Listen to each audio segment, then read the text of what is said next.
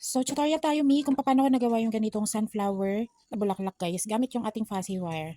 So, gagamit ako ng color dark yellow. Bali, ang magagamit nating petals dyan, guys, is 16 pieces yung gagamitin nating petals.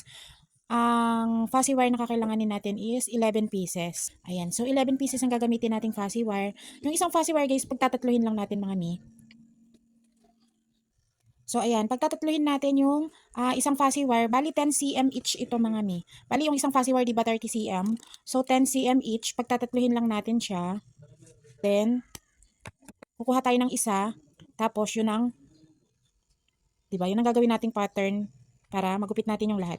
Ito yung pinaka mabilis na paraan, guys, para i-cut natin. Ayan, ikakat natin ngayon siya. So, ayan. And then, ganun din dito sa kabila, mga Mi. Kapag nakat niya na natin lahat, guys, is ititiklop natin isa-isa, parang ganito. Ayan, ititiklop natin ng ganyan. Isa-isa yan, guys. Medyo mahaba yung video natin, ha, kaya pagtsagaan nyo na muna, mga miss. Ayan, ititiklop natin yan isa-isang ganyan. So, after matiklop natin, ganito na yung itsura niya, mga mi. Nakatiklop na isa-isa. And then, gagawa na tayo ng bulaklak, ng petals. Ayan, kukuha lang tayo ng dalawa. Pagdudugtungin natin ng ganyan. Marunong naman na kayo mag-twist, diba? Tapos, ilalagay natin sa magkabilang side. And then, ang gamit ko dito, guys, is na pang-lock. Di ba dati usually ang ginagamit natin, kukuha lang tayo ng isa tapos ibubuhol na ganon. So, this time, guys, ang gamit ko is itong sinulid. Any color ng sinulid, guys, basta light, kasi light yung kulay natin. Huwag kayong gagamit ng dark color kasi halatang halata, kitang-kita. Iikutin lang natin dito, guys. Ganyan. Ikutin lang natin siya dito sa ating bulaklak. Ayan. I-fit mo lang siya, guys. And then, after nya, naiikot mo na ng naiikot, maglalak na tayo. Ganito yung paglalak, mga miha. Ikutin mo lang na ganyan. And then, isusuot natin dito sa petals. Ayan, ganyan. Sa dulo. And then, babatakin natin yung, hihilahin natin yung sinulid. Isa pa. Bali, dalawang lock. Ganon. So, ayan na. And then, after that, gugupitin natin yung sinulid na excess, malabas. And then, iayos na natin yung ating flower. Ayan. So, gagawa tayo ng petals na ganito, guys. Bali, 16 pieces ang gagamitin natin dito. And then, gagawa naman tayo ng pinaka-centerpiece, yung tulad ng ganito. Ayan. Kukuha lang tayo ng stick. Ayan, barbecue stick. Then, iikot lang natin yan sa barbecue stick, guys.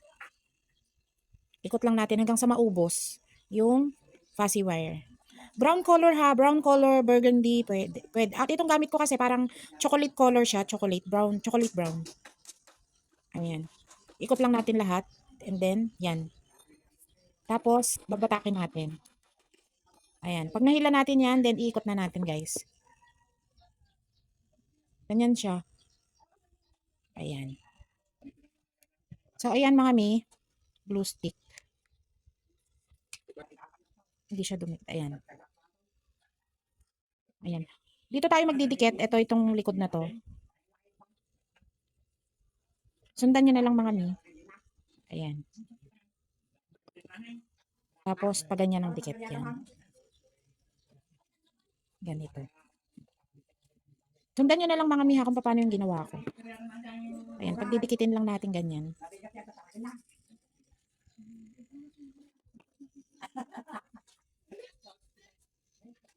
So, ayan, guys. Ito yung unang layer. Ayan. Tapos, dito natin ilalagay yung mga second layer. Ayan.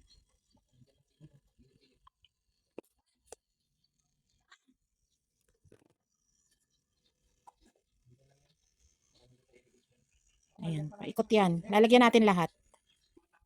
So, ayan, guys. Kung matapos na, ayan. Ayan na siya.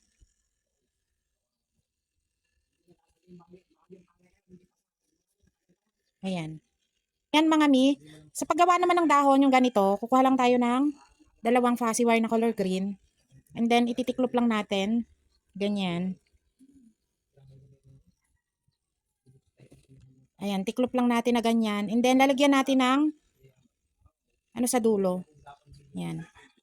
Ganyan. And then, tiklop natin hanggang dyan yung ayan. Ganyan. Titiklop natin na ganyan, guys. Yung parang letter M siya. Ayan. Tapos, ito twist na natin. Ganyan. Ito twist natin.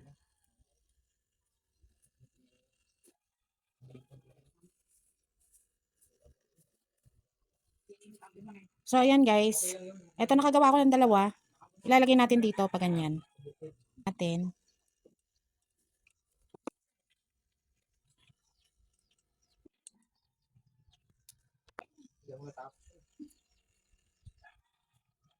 Ng ganyan mga mi.